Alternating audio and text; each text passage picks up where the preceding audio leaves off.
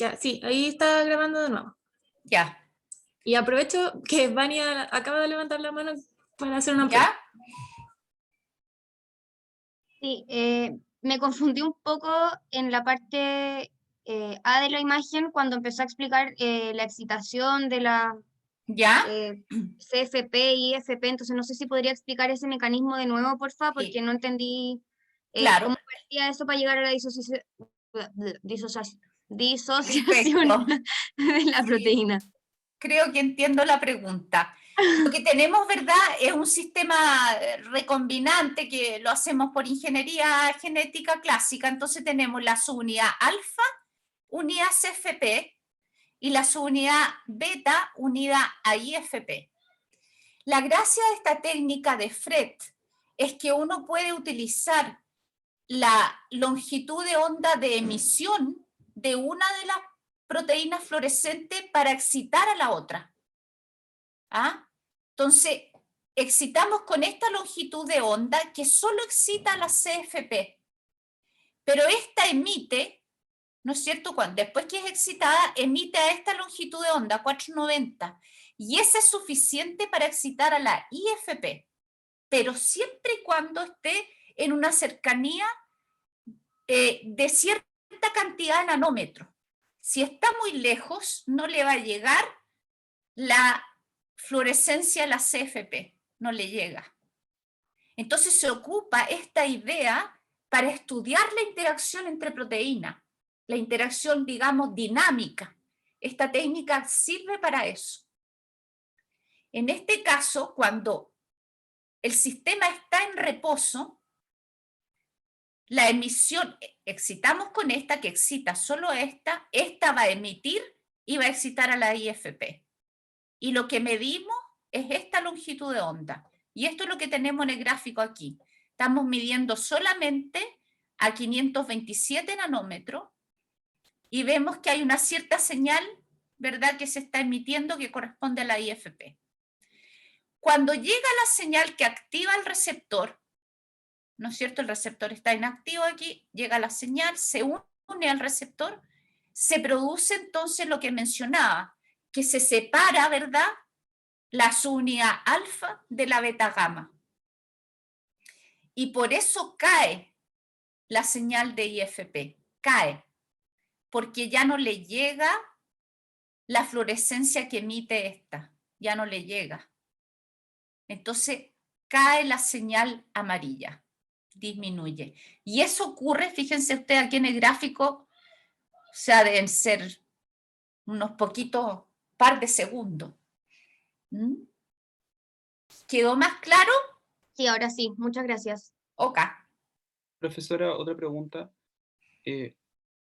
Una vez que se disocian las dos subunidades y queda la subunidad alfa, unidad GTP, y esta se une al efector, ¿Ya?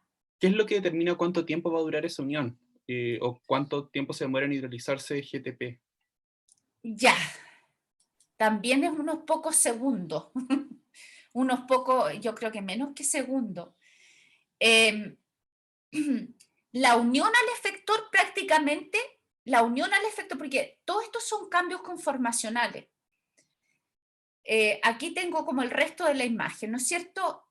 La alfa unida a GTP va a interaccionar con lo que llamamos los efectores primarios, en este caso la adenilciclasa, el ejemplo clásico.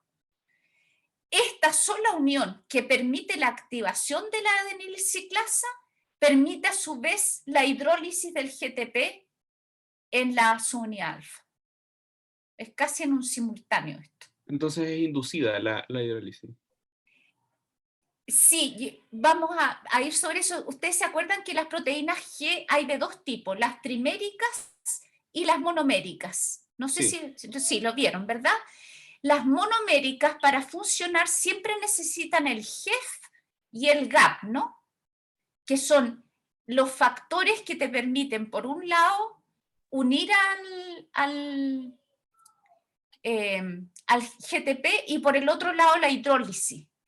En este caso, en las heterotriméricas, ese rol lo vendrían a cumplir primero el receptor, ¿no es cierto? y por el otro lado el efector. Vendrían a cumplir esos roles de estos factores como ayudadores, o en este caso la adenilciclasa sería como el factor ayudador para o activador de la actividad GTPasa. Ok, muchas gracias. Ajá, ok. Ya, entonces en el caso, ya esto lo saben de memoria, la GS entonces se separó y activó a los efectores primarios, pero también la beta gamma tiene sus roles, ¿ah? No solamente la alfa, también se ha visto que beta gamma, por ejemplo, es capaz de activar otros efectores como los canales iónicos, canales de calcio, incluso canales de potasio, etcétera. Estos efectores primarios de este sistema siempre son proteínas de transmembrana como canales iónicos o proteínas ancladas a la membrana por algún también tipo de sistema hidrofóbico. Y esto va a determinar también respuestas hiperrápidas como por ejemplo el aumento del calcio intracelular a través de canales de calcio. El calcio viene a ser un segundo mensajero, ¿verdad? Y que tiene muchos también efectores río abajo, que son otras proteínas capaces de unir a calcio y que de esa manera también desencadenan respuesta a nivel de las células. La adenilciclasa, ¿verdad? Su rol es la síntesis de AMP cíclico a partir de ATP, y el efector clásico río abajo es la proteína quinasa A, que también, como ustedes saben, es un tetrámero en su estado inactivo, con 2 unidades regulatorias y 2 catalíticas, y la unión del AMP cíclico, vemos acá, permite la disociación de este tetrámero, la activación de la pKa, y a su vez lleva a varios otros efectores secundarios que en general van a ser específicos del tipo celular. Una célula muscular, por ejemplo, va a tener algunos tipos de proteínas que son activadas por fosforilación por la pKa, qué sé yo, y una célula, no sé, una neurona va a tener otros. Y muy importante y común también a varias células es el CREB, que es la proteína de unión a elementos de respuesta AMP cíclico, que es un factor de transcripción activado por fosforilación por la pKa, que le permite entonces ir al núcleo y modificar la expresión génica de los genes blancos. Y los genes blancos en cada tipo celular también van a ser específicos, los que van a ser regulados por AMP cíclico. Entonces tenemos conceptos clave aquí, ¿no es cierto? Tendríamos los efectores primarios, que son a nivel de la membrana, los efectores secundarios, ¿verdad?, que están a nivel del citosol, y que son específicos, pero también algunos comunes como CREB, y tenemos entonces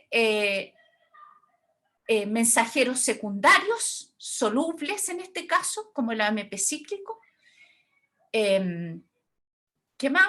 Eso, yo diría. Entonces, respuestas de todos niveles de tiempo aquí, muy rápidas y otras bastante más lentas, ¿no es cierto? Minutos a horas puede llevar el cambio en la expresión génica en la respuesta celular. Bien, pues los GPCR no solamente tienen especificidad, ¿verdad?, respecto del ligando que unen, sino también respecto del tipo de proteína G a la que se acoplan. Y las proteínas G son una familia bastante grande, que en humanos comprende 21 G alfa, 6 G beta y 12 G gamas. Y se clasifican más o menos en 4 familias.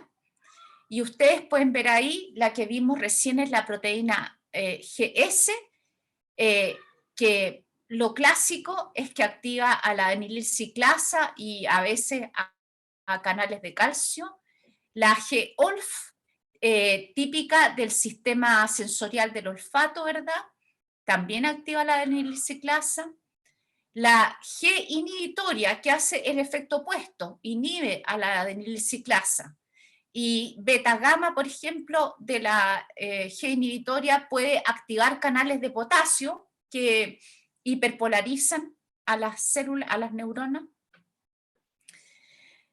Aquí tenemos otra, la GO, que también activa canales de potasio, inactiva canales de calcio, otras que activan a la fosfolipasa C, la transducina propia del sistema de los fotorreceptores, la GQ, que activa la fosfolipasa C beta, etcétera, y otra que activa GTP-asas monomérica.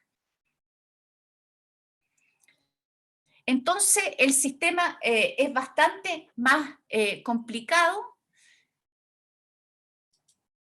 y vamos a revisar, y esto es una diapo de su curso Bio 141, que la traje nuevamente a colación. Aquí tenemos a la GQ. La GQ lo que va a hacer, ¿verdad?, es activar otros efectores como la fosfolipasa C, que va a producir, y la traigo a colación para hablar de los mensajeros que quedan a nivel de la membrana, porque uno siempre tiene como la idea que los mensajeros son solubles, ¿verdad?, en el citosol, y uno se olvida que hay mensajeros que están a nivel de la membrana plasmática, y ahí quedan como el diacilglicerol, ¿verdad? Esta, la fosfolipasa C, lo que hace es producir dos mensajeros a partir del fosfatilinositol 4,5-bifosfato, ¿verdad? Nos produce el IP3, que sería un mensajero soluble, y por el otro lado el diacilglicerol. El IP3, ¿verdad?, viaja al retículo endoplasmático, donde va a abrir canales de calcio y se va a producir también un aumento del calcio intracelular, y a partir de esto van a activar en conjunto el diacilglicerol y el aumento de calcio a la proteína quinasa C. Entonces, ya vemos aquí que para que haya esta activación se requiere que estén presentes los dos mensajeros secundarios. Y nada más para... Vamos a hablar de la amplificación de la señal primero. Uno se puede preguntar para qué estos sistemas tan complejos, ¿no es cierto?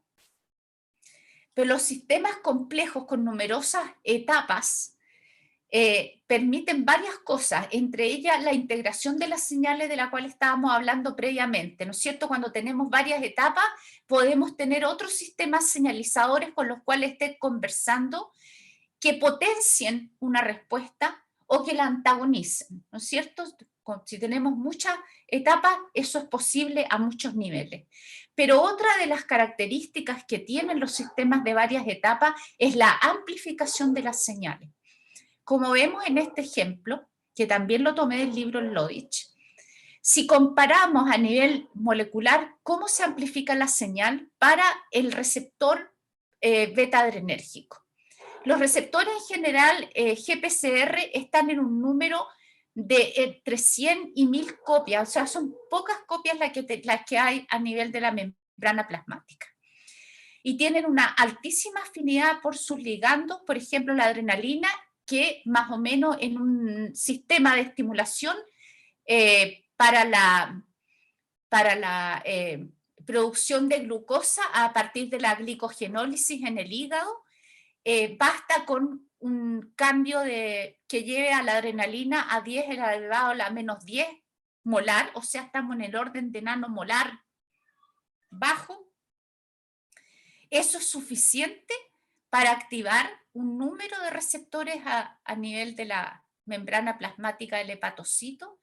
Y fíjense que entonces un receptor es capaz de activar un número importante, ¿verdad?, de proteínas G.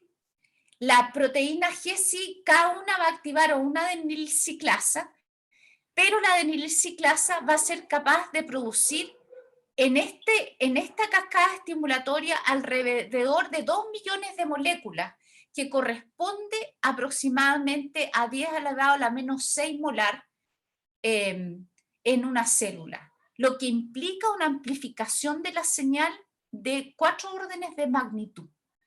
Entonces, eso es lo relevante, ¿verdad?, en estos en estos sistemas de múltiples cascadas. Y además puede, ¿verdad?, seguir amplificándose si es que tenemos, ¿verdad?, y que de hecho existen al menos 2 sistemas río abajo de enzimas que finalmente son las que producen la glicogenólisis. Entonces se puede llegar hasta un nivel de alrededor de 8 veces de magnitud en número de moléculas entre la señal que estaba afuera en el extracelular y lo que se logra, digamos, de amplificación a nivel intracelular. Bien. Profe, Ujú. ya estamos en la hora para el segundo break, ¿Ya? así que volvemos a la A las, no sé. repetidora. Justo levantó la mano. A ver, digan. Sí, es una duda cortita que no sé si ya lo dijo, pero cuando un receptor de proteína G está activado, ¿puede activar más de una proteína G o siempre va a activar una, Sí. una relación 1 a 1? El receptor se ha calculado alrededor de 100. Un receptor GPCR activa alrededor de 100 proteínas G, pero una proteína, la G alfa activada, unidad GTP, activa solo un efector primario, una adenililciclasa.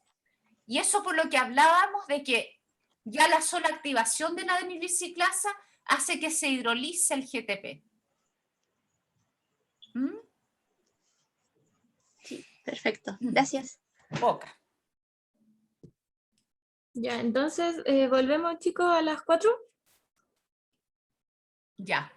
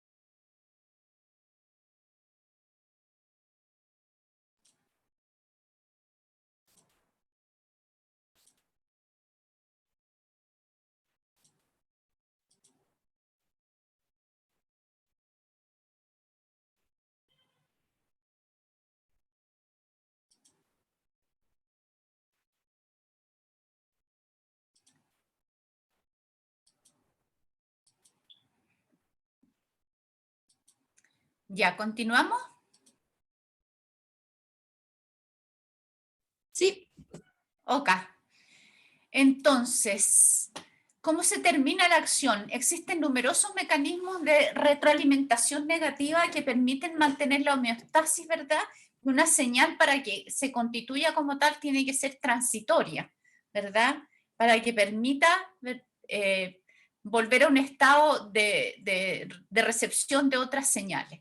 Entonces, entre los mecanismos que se cuentan, ¿verdad? Son aquellos que van a disminuir, ¿verdad?, las señales de los mensajeros secundarios, como por ejemplo la fosfodiesterasa, que lo que va a hacer es metabolizar el AMP cíclico, y por otro lado, fosfatasas, proteínas fosfatasas, que ejercen el efecto opuesto de las proteínas quinasa, ¿verdad?, y lo que van a hacer es desfosforilar aquellas proteínas que fueron fosforiladas durante la activación, en este caso en el ejemplo de la proteína quinasa A, pero esto es común, digamos, estos sistemas de retroalimentación negativa a todos los sistemas de señalización. Y probablemente, bueno, aquí les traigo nuevamente, para que se acuerden de sus clases de bioquímica, las estructuras. Está la vía de síntesis y degradación del AMP cíclico, ¿verdad? La síntesis por la anilciclasa del AMP cíclico, ahí tiene la estructura, y después una fosfodiesterasa, ¿verdad?, que lo metaboliza a adenosín monofosfato. Nada más para que se acuerden. Y lo mismo respecto de la fosforilación, desfosforilación. Recordar que los aminoácidos que son susceptibles de ser fosforilados son la serina, la treonina y la tirosina. Aquí en el ejemplo está la serina, ¿verdad? Que con el uso de una molécula de ATP permite la fosforilación y tener una fosfosilina. Y por otro lado, ¿verdad?, la fosfatasa, que va a producir la hidrólisis y vuelta al aminoácido en el estado clásico, digamos, con su hidroxilo. El mecanismo probablemente más relevante de estas retroalimentaciones negativas, todos son importantes, pero este es importantísimo en el sentido que deja a la célula sin capacidad para responder a una señal permanente. Por ejemplo, aunque tengamos el ligando presente en la célula, después de un tiempo de estimulación, se produce lo que se llama la desensibilización del receptor. Y esto ocurre fundamentalmente por un proceso bastante complejo, pero que se inicia con la fosforilación del receptor, particularmente en el extremo carboxilo terminal. Y esta fosforilación del receptor la llevan a cabo una familia de quinasas de GPCR denominadas GRKs. En este ejemplo se pone la GRK5, pero hay varias otras, GRK2, GRK3, GRK4, etc. Y entonces la GRK5 es estimulada y llevada, digamos, hacia el receptor por el complejo beta-gamma, ¿verdad? Va a reconocer el receptor y lo va a fosforilar en esta cola, y con esto el receptor va a ser reconocido por otro grupo de proteínas que se llaman arrestina. Y esto va a permitir, ¿verdad?, que se ancle una serie de otras proteínas que probablemente ustedes las vieron en clases con la profesora María Paz, ¿verdad?, la clatrina, proteínas adaptadoras como AP2 y otras, y va a permitir la endocitosis del receptor. Y de ahí, ¿verdad?, a todo el ciclo, ya sea para que pueda ser desfosforilado y reciclado la membrana plasmática, o bien pase a una ruta de degradación o de metabolización. Esto es bastante más complejo de lo que está puesto aquí, pero lo relevante es mencionar que esto, ¿verdad?, produce un momento de refractariedad, es decir, no va a haber respuesta aunque el ligando esté presente. También el receptor puede ser fosforilado por la proteína quinasa A, que también va a producir una disminución en su capacidad de respuesta. Y esto se denomina como desacoplamiento, ¿verdad?, del receptor de los sistemas de transducción. Bien, recordar, ¿verdad?, a Alfred Gilman y Martin Rothwell, que ganaron el premio Nobel en Fisiología y Medicina el año 94 por el descubrimiento de la proteína G y el rol en la cascada de señalización y comunicación celular. Pasamos entonces a los receptores enzima, que son el otro gran grupo de receptores de membrana plasmática. Son proteínas bien distintas desde el punto de vista estructural de las que hemos visto. Tienen un segmento de transmembrana, la mayoría de ellas, pero no todas, ya sea que tienen actividad catalítica intrínseca, es decir, es un receptor enzima, o bien se acoplan a una subunidad catalítica, a otra proteína que tiene actividad enzimática. La más grande de esta familia de receptores enzimas son los receptores tirosina quinasa, pero también existen receptores serina treonina quinasa. Sus ligandos o señales son principalmente péptidos y proteínas. Y la respuesta celular comprende varias etapas, incluyendo también y fundamentalmente incluyendo la expresión génica, que lleva a cambios en la proliferación, el movimiento de las células, cambios a nivel metabólico, diferenciación, etc. Entonces son un grupo muy importante de receptores. Entonces primero vamos a ver un subgrupo de ellos, que son los denominados receptores de citoquinas en general, y estos son los que se acoplan con otra proteína que tiene la actividad tirosina quinasa. Son receptores de este tipo de moléculas denominadas citoquinas, que tienen, son péptidos de entre 160 a 200 aminoácidos, y por ejemplo un grupo de ellos de estos péptidos son las interleuquinas, pero hay varios otros. Entonces estos forman homodímeros, pero también pueden haber heterodímeros, ¿verdad? Y aquí vemos que tienen una estructura globular extracelular, donde está el sitio de unión para el ligando, la citoquina, y tienen un segmento de transmembrana acá, y un gran segmento intracelular, donde se asocia, ¿verdad?, la enzima denominada JAK quinasa. Entonces, en el estado en reposo están formando este homodímero, pero como les digo, también pueden haber heterodímeros, y la JAK quinasa es muy pobremente activa en esta situación en reposo. La unión del ligando produce, ¿verdad?, un cambio conformacional de este dímero que permite la activación de la JAK quinasa y la fosforilación mutua en lo que se llama el loop de activación, que lo vemos acá. Y esta fosforilación inicial permite entonces la fosforilación también de tirosinas, ¿verdad?, de residuos de tirosina que están en el segmento intracelular del receptor. Y esto es sumamente relevante porque esta fosforilación, estas tirosinas fosforiladas, vienen a ser sitios de anclaje reconocidos por otras proteínas para su posterior activación y continuar la cascada de señalización, como vamos a ver en un segundo. El otro gran grupo, ¿verdad?, son los receptores con actividad tirosina quinasa intrínseca. ¿Sí? que en la diapositiva anterior, la JAK y la tirosina quinasa son entonces proteínas distintas, no están unidas por... No, la JAK es la tirosina quinasa, es la enzima. Esto es una sola proteína.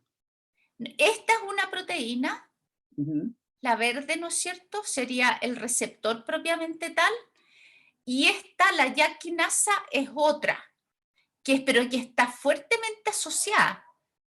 Ya, ok. Y como irreversiblemente asociada. ¿Y el receptor en ese caso estructuralmente está pasando con un solo dominio? ¿Es realmente así como una sola hélice? Esta es una hélice, sí. Ah, ok. Una hélice de transmembrana. En el caso de los receptores tirosina quinasa con actividad intrínseca, nuevamente observamos que hay un gran dominio extracelular donde se encuentra el sitio unión a ligando. También tienen un dominio transmembrana, pero la parte citosólica tiene actividad tirosina quinasa. Acá no están asociados, sino que en su estructura tiene la actividad, ¿verdad?, enzimática. Y no están formando dímeros, sino que están separados los monómeros. Viven como monómeros. No en todos los casos, siempre para esto hay excepciones. Pero fundamentalmente la mayoría de ellos están como monómero, y es la unión del ligando a cada uno de los monómeros lo que permite el cambio conformacional y la unión entre dos monómeros. Y entonces ahí se forma la estructura activa. Y esta estructura activa lo que hace es que activa a la tirosina quinasa intrínseca en ambos receptores, ¿verdad? Nuevamente ocurre una fosforilación en tirosina, ¿verdad? Cada una de estas enzimas va a fosforilar la contraria, ¿verdad? Y con esto van a permitir posteriormente la fosforilación en residuos de tirosina también en el dominio intracelular del receptor. Y nuevamente, cada uno de estos segmentos, ¿verdad?, que tiene una tirosina fosforilada, sirve como sistema de docking, de reconocimiento para otras proteínas que están en la cascada de transducción de señales. Los ligandos clásicos de estos receptores de tirosina quinasa también son proteínas o péptidos, como los factores de crecimiento, el Neural Growth Factor, el epidermal, el fibroblasto, etc.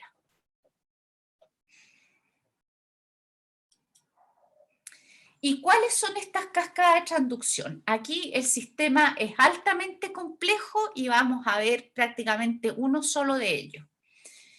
Entonces, se pueden agrupar en 4 grandes vías de cascadas de señalización. Una que es relativamente sencilla, que es típico por ejemplo, los receptores de citoquina, que es la activación de una familia de factores de transcripción denominados STAT. Entonces, se van a activar esto y lo que van a hacer es viajar al núcleo y van a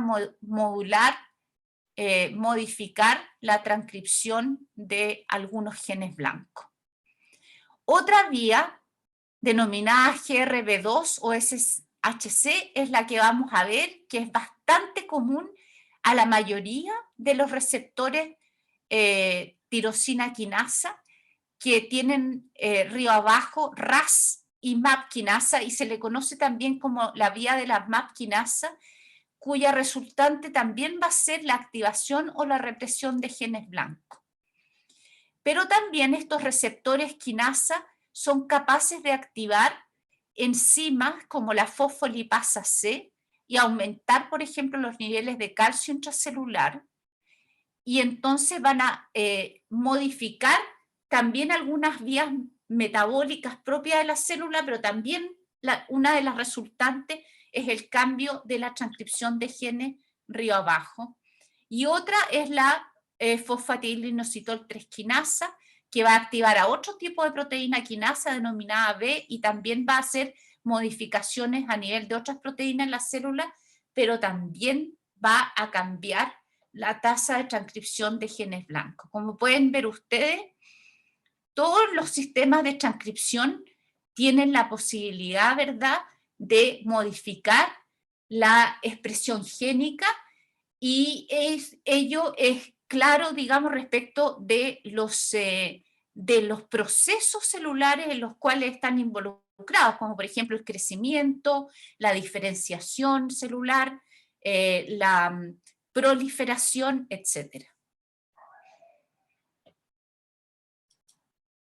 Bien, ¿y cómo funciona esto de estos sistemas de docking?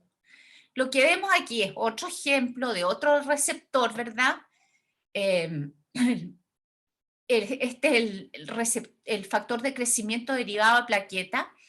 Lo que tenemos, ¿verdad?, es que luego de la unión del ligando se produjo la activación de la tirosina quinasa intrínseca y se fosforilan varias tirosinas, como están identificadas aquí por los números que hay al lado, se fosforilan todas esas tirosinas y cada uno de estos sectores va a ser reconocido de manera específica por alguna enzima o proteína.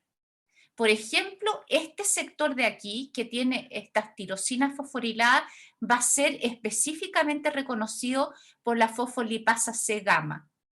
Esta tirosina de acá, por la proteína activadora GTPase-GAP, y estas de más arriba, por la fosfatidilinositol 3 quinasa, por su unidad reguladora de esa enzima. ¿Y qué características tienen estas enzimas, estas proteínas, para poder reconocer a estas tirosinas acá? Lo que tienen en su estructura son dominios SH2, que están aquí en naranjito, en cada una de ellas.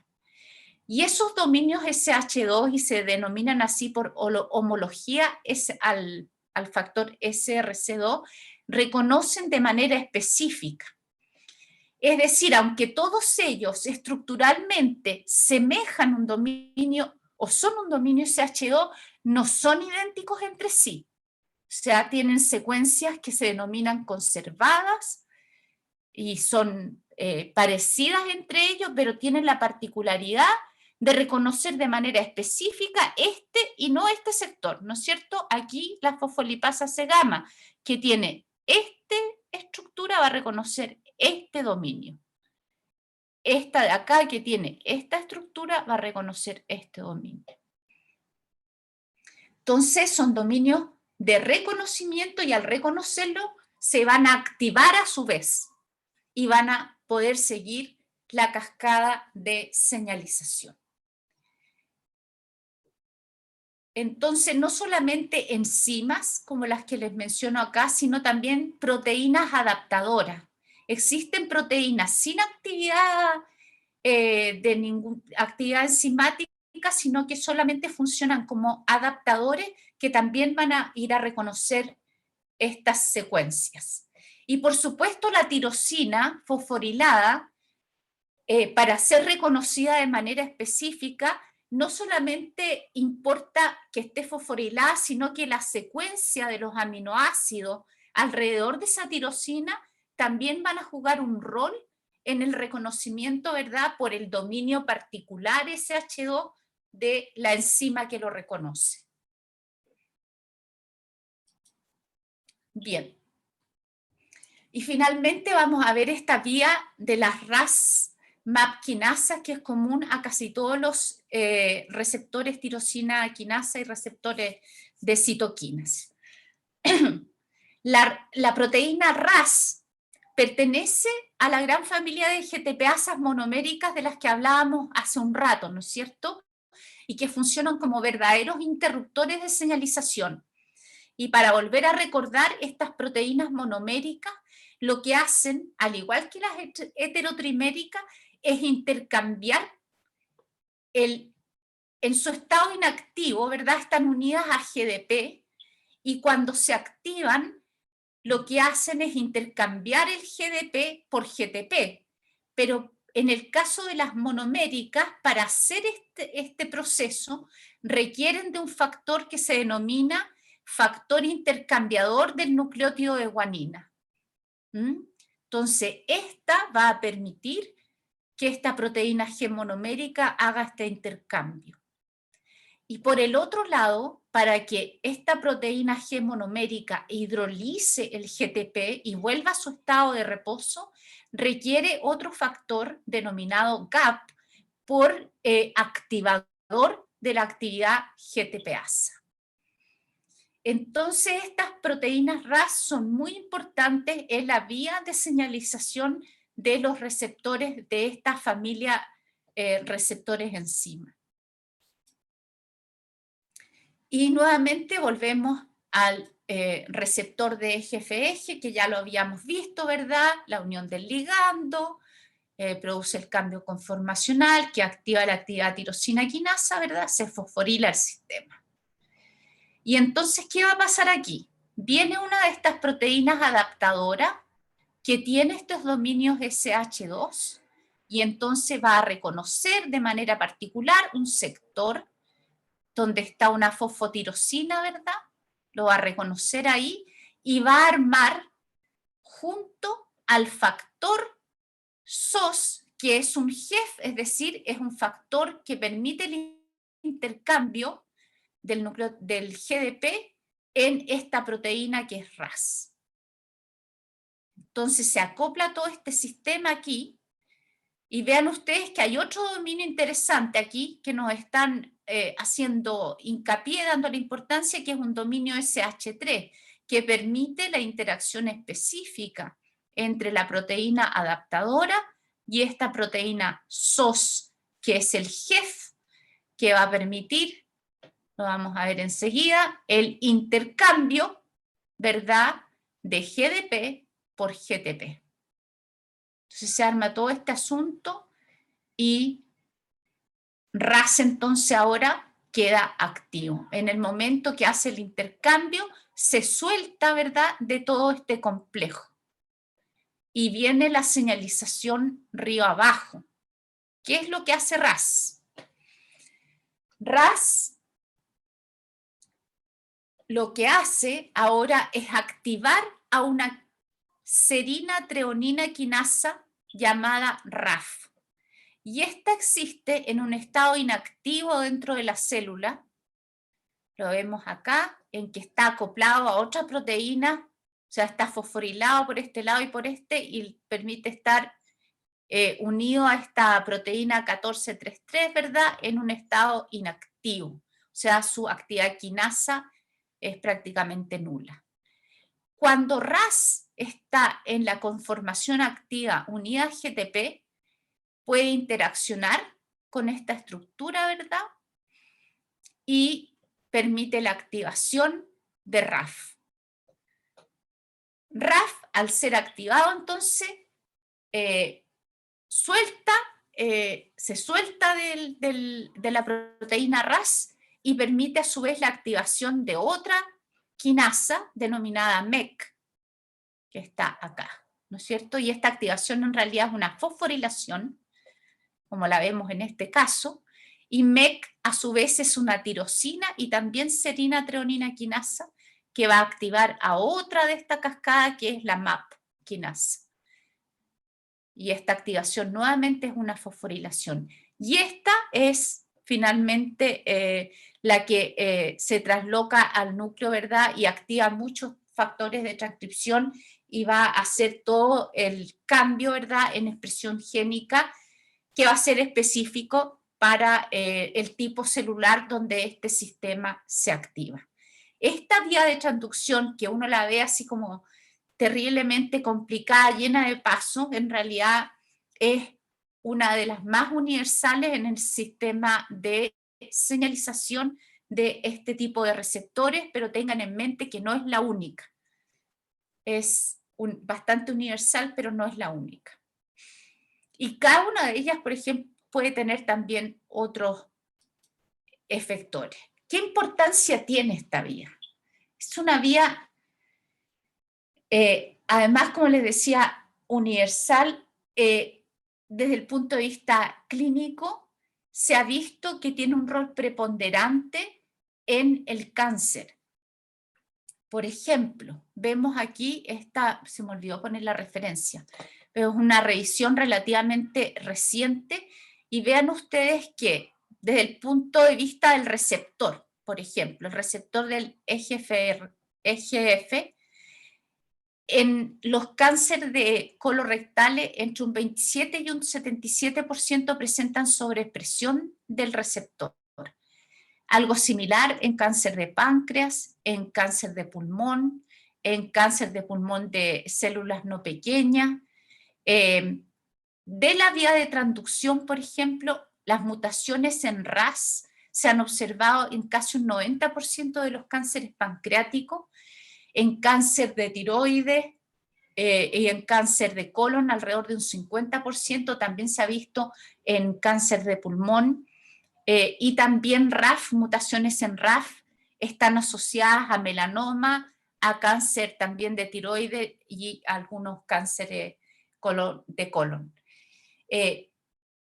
Por lo tanto, esta vía tiene esta tremenda importancia clínica, y por supuesto hay varios fármacos que lo que intentan, ¿verdad?, es frenar la superactivación de esta vía que correlaciona, ¿verdad?, con la malignidad de los tumores.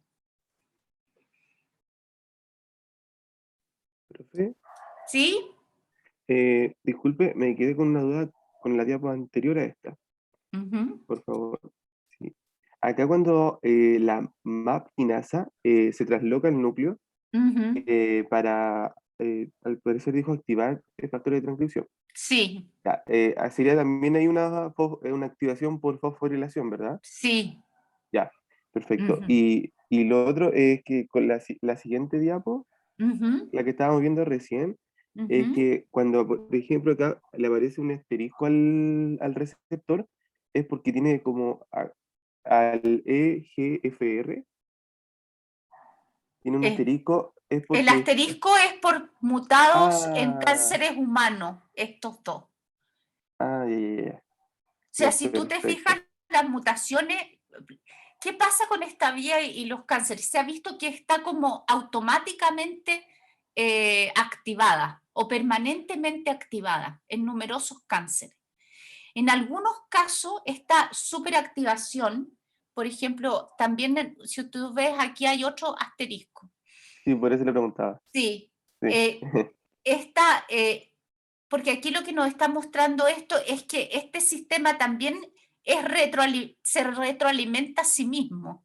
Entonces, lo que vemos aquí es que esta vía lo que hace también es aumentar la expresión del ligando, de uno de los ligandos que va a activar el mismo receptor. Entonces, la vía se puede retroalimentar a sí misma y estar permanentemente activada, pero también podría ocurrir que esto esté mutado, el receptor, y esté permanentemente activando la vía de señalización sin necesidad de ligando. Esa es otra manera que se ha visto que esto está permanentemente activado. Y estas vías de señalización, ¿por qué tienen que ver con cáncer? Porque lo que hacen es aumentar la proliferación celular. Eso es. Claro.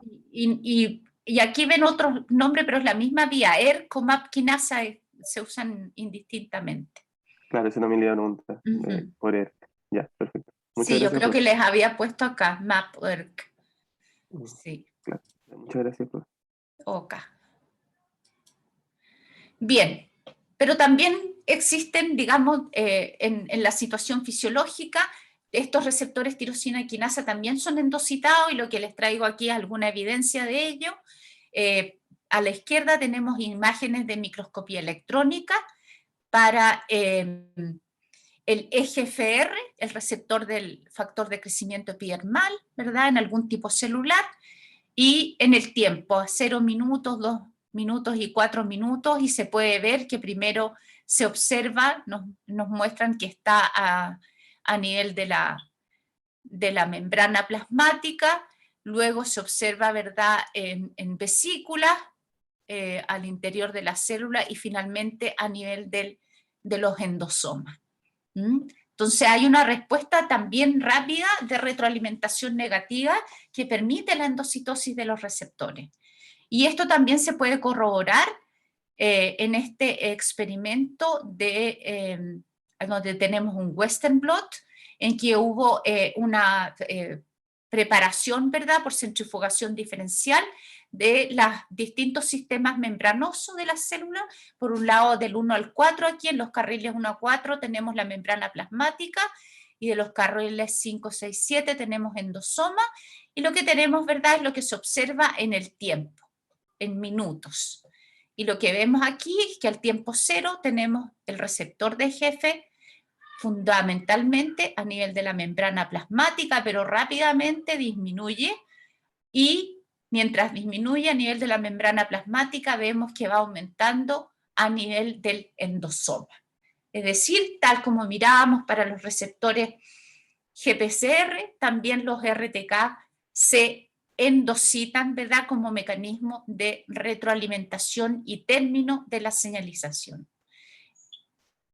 Esto, entre otras cosas, está echado a perder en muchos de los cánceres. Bueno, los receptores nucleares, fundamentalmente lo que hacen, ¿verdad?, es regular la expresión de genes. Los ligandos, como mencionaba al inicio de la clase, son moléculas lipofílicas capaces de, ¿verdad?, pasar las membranas y van a encontrar su receptor, ya sea a nivel del citosol, ¿verdad?, o bien en algunos casos los receptores están localizados a nivel del núcleo. Si lo encuentran a nivel del citosol, lo que va a hacer la unión del ligando es permitir la translocación de este receptor a nivel nuclear, y entonces en el núcleo lo que va a ocurrir es que estos receptores van a encontrar lo que se denomina el elemento de respuesta en el DNA, y van a permitir una unión específica. O sea, la secuencia de los nucleótidos aquí es fundamental para que haya una unión específica en los genes blancos. Y como ven ustedes aquí, estos funcionan como dímeros, a veces como homodímeros y a veces como heterodímeros. Y van a cambiar la tasa de transcripción, pueden activar y en algunos casos pueden reprimir la transcripción. ¿Cuáles son esto lo vamos a pasar rapidito, ustedes lo van a ver en algunos otros cursos? Típicamente los receptores nucleares los ligandos receptores nucleares son las hormonas esteroidales, progesterona, estrógenos, andrógenos, glucocorticoides, mineralocorticoides, y vitamina D, hormona tiroides, vitamina A, los denominados retinoides, etc. Y también metabolitos, ¿verdad?, que se sinteticen y viajen por el torrente sanguíneo, o bien metabolitos propios de las células, como los ácidos grasos, los leucotrienos, las prostaglandinas, derivados del colesterol, xenobióticos, y les traje aquí algunas moléculas que van a unirse, ¿verdad?, a estos receptores nucleares y modificar la tasa de transcripción. Bien, yo creo que vamos a saltarnos esto. ¿Nos quedan cuánto rato me queda? Le quedan 15 minutos aproximadamente. Ya. Entonces vamos a ver un ejercicio para ver si se repasar algunas técnicas. Entonces, pensando en los receptores RTK, ¿no es cierto?, que lo que hacen es generar la fosforilación del segmento intracelular, la fosforilación en tirosina, y esto permite la formación transitoria de complejos proteicos. En algunos casos, ¿verdad?, también permite la generación de segundos mensajeros y también la endocitosis del receptor. Entonces, vamos a ver evidencia experimental del acoplamiento de la fosfolipasa C gamma inducida, ¿verdad?, por ligandos del receptor del factor de crecimiento de fibroblasto. Entonces la fosfolipasa C gamma es una enzima que tiene estos dominios SH2. Tiene dos dominios SH2, uno más localizado al N terminal y otro más localizado más hacia el C terminal, por eso tienen estas letritas, N y C, y tienen en su secuencia, ¿verdad?, estos aminoácidos, fenilalanina, leucina, valina y arginina. El número que está aquí corresponde al de la arginina. Y en el otro también lo mismo, la misma secuencia localizada, ¿verdad?, en otra parte. Y esta es como la estructura completa de la fosfolipasa C, que es una enzima, ¿verdad?, que tiene la capacidad, ¿no es cierto?, de formar IP3, ¿no es cierto?, el mensajero secundario. Entonces, la pregunta que se hicieron los autores de este trabajo es determinar si existe algún rol jerárquico entre estos dominios SH2. ¿Qué rol cumplen los dominios SH2? Tanto en la fosforilación de la misma fosfolipasa C gamma, una fosforilación en tirosina que está indicada aquí y que es necesaria para su actividad enzimática. ¿Qué rol cumplen estos dominios SH2 de la fosfolipasa C gamma 1 en el reclutamiento hacia el receptor el receptor FGFR1? ¿Y cuál sería la relación entre la fosforilación en la tirosina con su actividad enzimática? Entonces, ¿cómo hicieron este experimento? Usan una línea celular de fibroblastos que posee el receptor FGFR, un receptor de esto de las familias de tirosina quinasa, pero que es knockout, o sea, no presenta la enzima fosfolipasa C gamma 1. Y entonces ellos lo que hacen es transfectar esta enzima. 4 formas de la enzima: la nativa, que sería el control, una mutante para la arginina 586, que sería del dominio SH2, que está más hacia el N terminal, otra mutante para la arginina que está en el otro dominio SH2, más hacia el carboxilo, y una mutante doble. Y van a hacer 3 tipos de análisis: la fosforilación de la fosfolipasa C gamma 1, la interacción con el receptor y la producción de IP3. Esas 3 cosas. ¿Me siguen o están todos, se me fueron? Ese entonces, se están ahí, qué bueno. Entonces, esta sería la célula, este sería el receptor FGFR. Le metimos, ¿verdad?, la fosfolipasa C gamma 1 y estimulamos por 10 minutos con el ligando. Y la primera pregunta es, ¿qué le pasó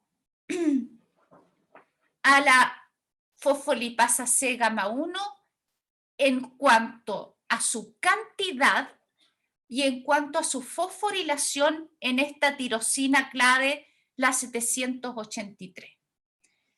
Entonces, ¿qué tenemos? Este es un Western blot en que estamos mirando la forma fosforilada de la enzima, la forma total de la enzima fosfolipasa C y beta-catenina en todas las situaciones experimentales.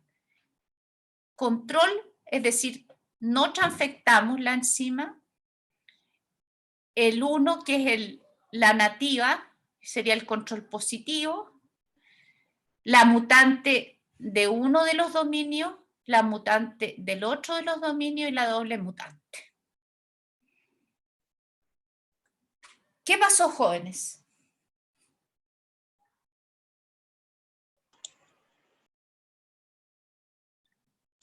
Se me ocurre, no sé, que la fosfolipasa se está o debería unirse al segundo dominio, al CSR2, porque cuando ese está mutante, la fosfolipasa no se fosforila.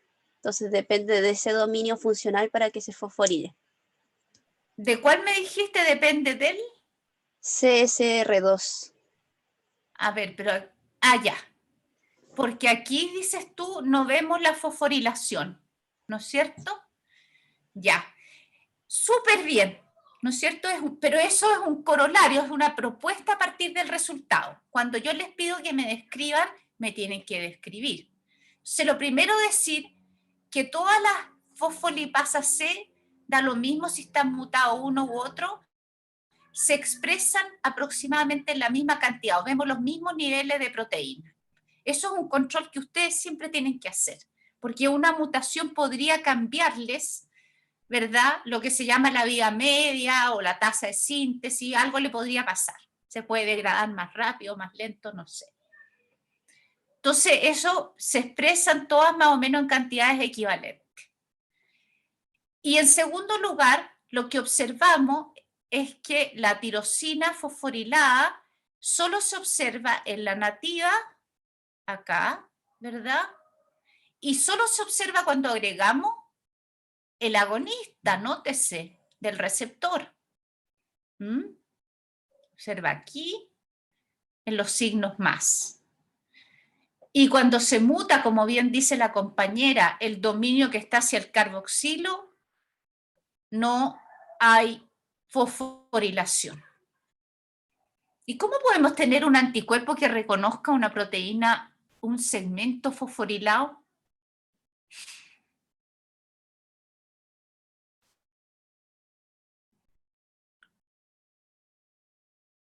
Hay anticuerpos con esa capacidad maravillosa. Se los dejo en el tintero.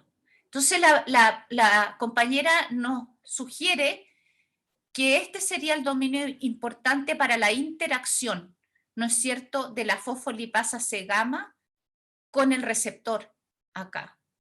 ¿Y eso cómo se estudia? Por un ensayo de coinmunoprecipitación. ¿Han escuchado hablar de las COIP? Ahora sí que me quedé sin estudiante. Yo sí lo he escuchado. Ya. Entonces la coinmunoprecipitación lo que tiene de gracia como técnica es que nos permite estudiar la interacción entre proteínas. Y este es un ensayo que se hace aquí. Entonces tenemos el mismo esquema experimental, ¿verdad? Y lo que se hace es inmunoprecipitar con un anticuerpo que reconoce a la fosfolipasa C-gamma 1. O sea, hacemos un extracto de la célula, incubamos con el anticuerpo que reconoce a esta proteína, lo precipitamos, ¿verdad?, con un sistema de un soporte sólido de alguna manera, y lavamos bien para que sacar todas las cosas que no tienen nada que ver. Después fraccionamos esto en un gel y hacemos el Western blot. Y lo que tenemos por el otro lado entonces es que el Western blot lo revelamos con el anticuerpo para ver la otra proteína. ¿Ah? Aquí esto es el IB, el inmunoblot. Entonces en esta parte pusimos el anticuerpo contra el receptor, en esta parte el anticuerpo contra la misma proteína, para corroborar si la inmunoprecipitamos o no. Y después lo que tenemos son los extractos totales, sin inmunoprecipitar, para ver si estaban en cantidades equivalentes. ¿Y qué es lo que vemos acá, jóvenes? Que cuando inmunoprecipitamos contra el anticuerpo, con el anticuerpo contra esta enzima, en todas las condiciones la precipitamos de lo más bien, ¿no es cierto? Se inmunoprecipita, está presente ya sea con o sin el agonista, se inmunoprecipita perfecto. Y cuando vamos a mirar el receptor, vemos que solamente coinmunoprecipitó cuando había agonista y en las condiciones nativas y cuando se mutó el SR2 del sector N terminal. Entonces la compañera tenía toda la razón. Si mutamos el SR2 que está hacia el carboxilo terminal, no hay interacción, no vemos una CoIP positiva. Y creo que se me acabó el tiempo, ¿o no? Quedan 5 minutos. 5 minutos aún. ¿Preguntas hasta aquí? No, está todo más claro que el agua. Qué bueno. Y finalmente la pregunta es, ¿cuándo produce IP3? Que es el segundo mensajero, ¿verdad?, que va a producir esta fosfolipasa C gamma 1. Y tal como ustedes se lo pueden estar esperando, solamente en las condiciones nativas y cuando se mutó el SR2 en el N, en la parte más del N, se produce el IP3, pero en el caso en que uno muta el SR2 que está más hacia el carboxilo terminal, no hay actividad enzimática. Por lo tanto, miren qué importante todo lo que hemos visto hasta el momento. La interacción, ¿verdad? Primero, la fosforilación en tirosina, en una tirosina clave de la fosfolipasa C gamma, ocurre, ¿verdad?, si es que tenemos un dominio SR2 bien particular que esté intacto. Y ese dominio permite la interacción de la fosfolipasa C gamma con el receptor, cuando el receptor es activado por ligando. Entonces hay reconocimiento específico, hay fosforilación de la enzima, y la enzima entonces se vuelve activa y produce el segundo mensajero. Y este es el modelo, ¿verdad?, al cual llegan los autores después de este interesante trabajo. El receptor unido al ligando, se fosforila, se activa la tirosina quinasa, la fosforila, la fosfolipasa C gamma, pero la interacción va a ocurrir fundamentalmente por el dominio más carboxilo, el CSH2, y eso va a permitir, ¿verdad?, la activación y la producción de IP3. Y creo que está bueno, ¿no? Preguntas. Profe, yo tengo una pregunta. Dígame. Como este modelo experimental se utiliza como cuando uno quiere reconocer dónde ocurre la fosforilación que activa toda la vía de señalización, hablo como cuando uno tiene una vía de señalización que no conoce, como así se fueron descubriendo como más o menos las cascadas. Exactamente, exactamente. Ah, o sea, volvamos atrás. Con este tipo de análisis experimental, primero uno puede descubrir, o se descubrió, ¿verdad?, cuáles eran las secuencias importantes para la interacción con los receptores, para activar a las enzimas, porque las enzimas están en forma inactiva y tiene que venir la señal, ¿verdad?, que las active. Y uno se pregunta, ¿y qué de toda esta proteína de casi 1300 aminoácidos es lo relevante? ¿Qué parte es la importante? Entonces tienes que tener un ensayo para ver interacción, tienes que poder mutar la secuencia, ¿verdad?, cambiarla en algún aminoácido que sea muy conservado, por ejemplo, que hayas observado que es muy conservado entre estos distintos dominios. Y eso te va a ir permitiendo responder a las preguntas siempre con algún diseño experimental suficientemente apropiado. Y uno se pregunta, entonces, ¿para qué tiene el otro dominio SH2? claro, ¿No es igual me puse cierto? a pensar de que cuando uno analiza como estas enzimas, uno puede identificar, asumo que se puede identificar como los dominios SH2, o cualquier dominio que ya sea conocido que pueda Exacto. realizar interacciones. Entonces uno ya Sí. tiene como la guía para poder Por evaluar. supuesto. O sea, tú tienes, y eso es gracias, digamos, a los sistemas informáticos hoy en día, tú puedes meter la secuencia y te va a decir todos los dominios potenciales que tiene una proteína. pero eso es una sugerencia, ¿no es cierto?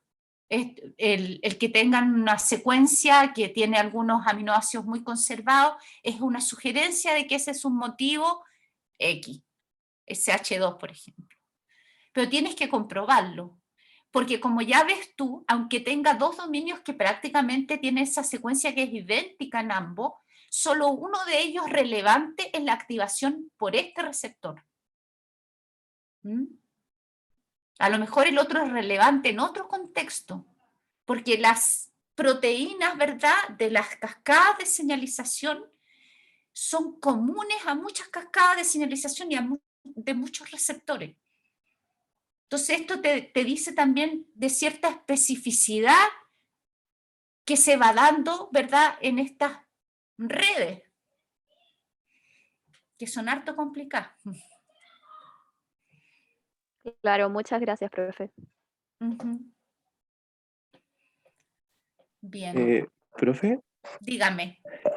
sí, en la última casi diapo, cuando vimos el modelo, es básicamente que este como dominio CSH2, al unirse como al receptor, como que acerca como la tirosina en la posición 783, y ahí como que le permite la fosforilación. ¿Es como esa la idea o no? Esa es la idea.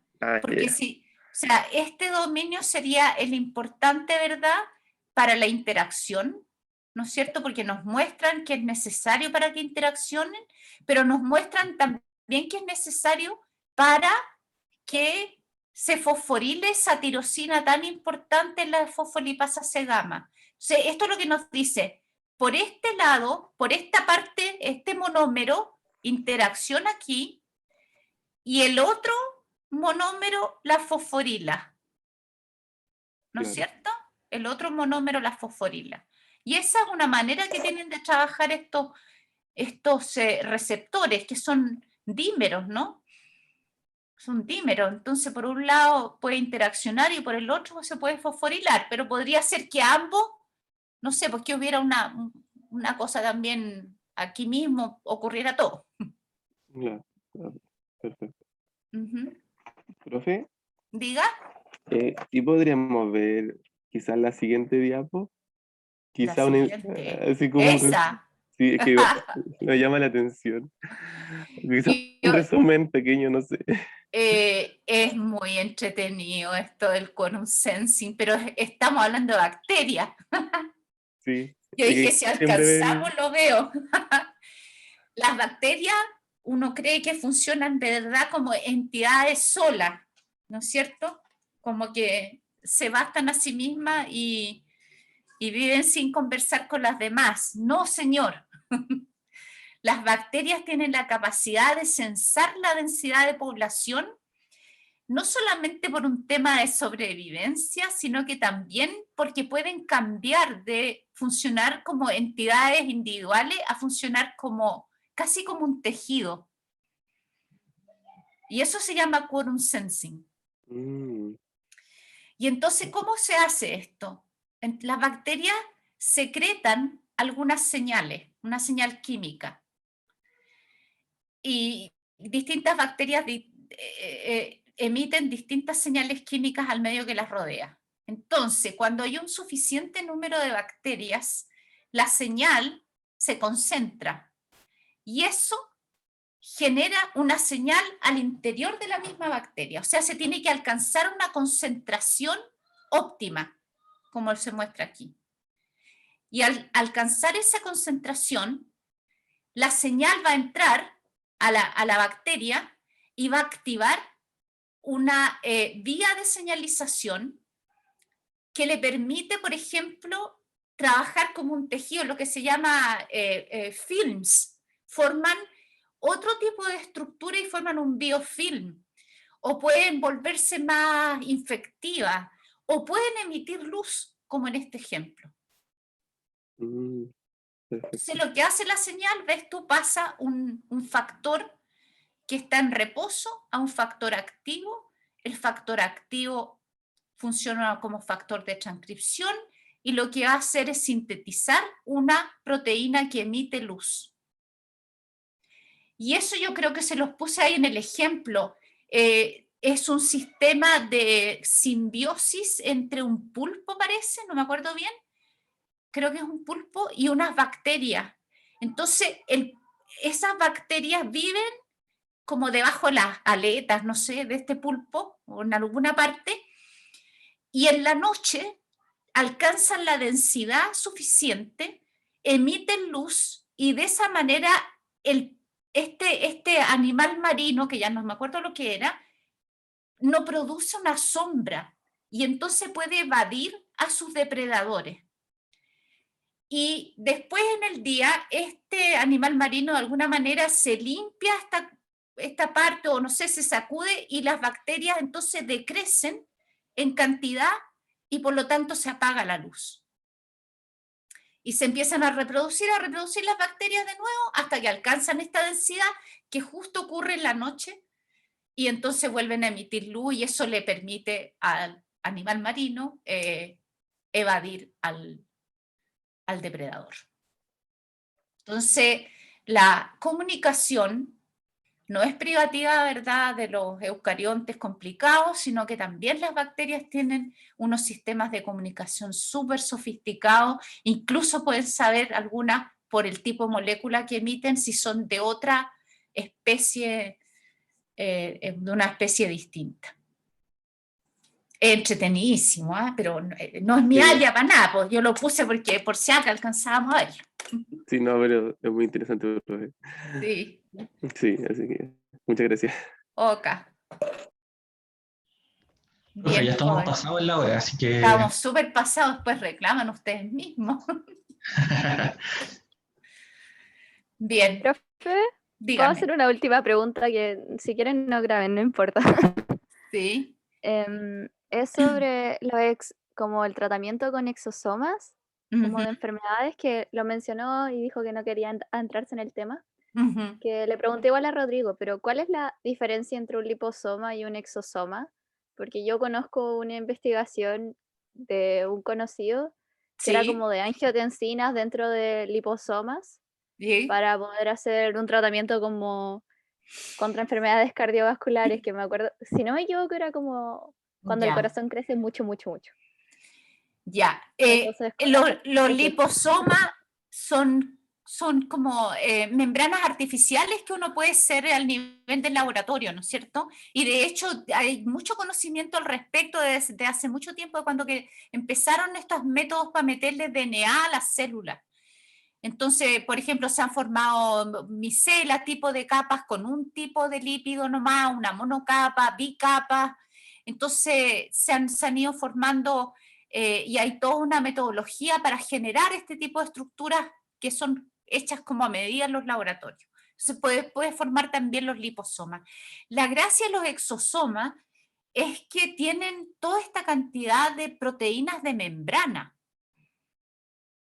que no es tan fácil de formar a nivel del laboratorio.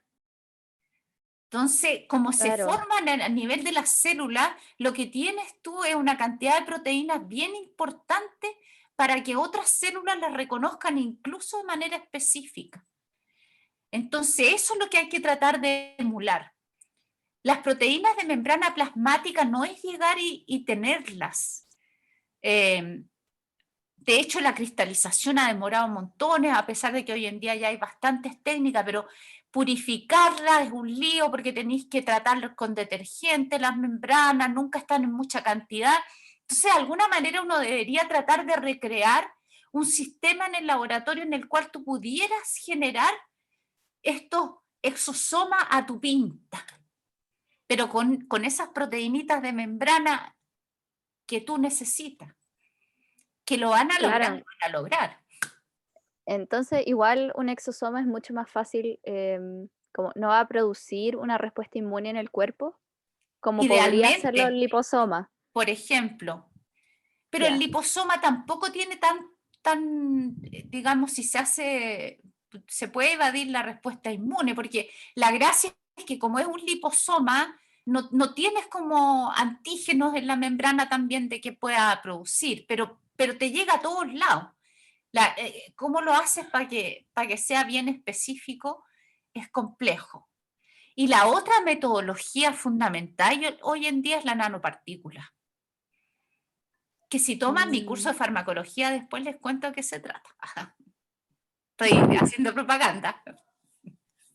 Lo vamos a considerar, profe. Bueno, qué bueno. Muchas Sí. gracias, profe. Oka. Clases Menos son mal que lo igual de mencionó. interesantes que esta clase, igual. Bien, que tengan buen fin de semana y nos vemos la próxima. Y interroguen al profesor Nivaldo Inestrosa, Premio Nacional. Sáquenle el jugo. Chao, chiquillos y chiquillas. Chao, profe, muchas Profe, gracias. No, profe. Bueno, profe. Chao, profe Yanji. Muchas gracias. Chau, chau.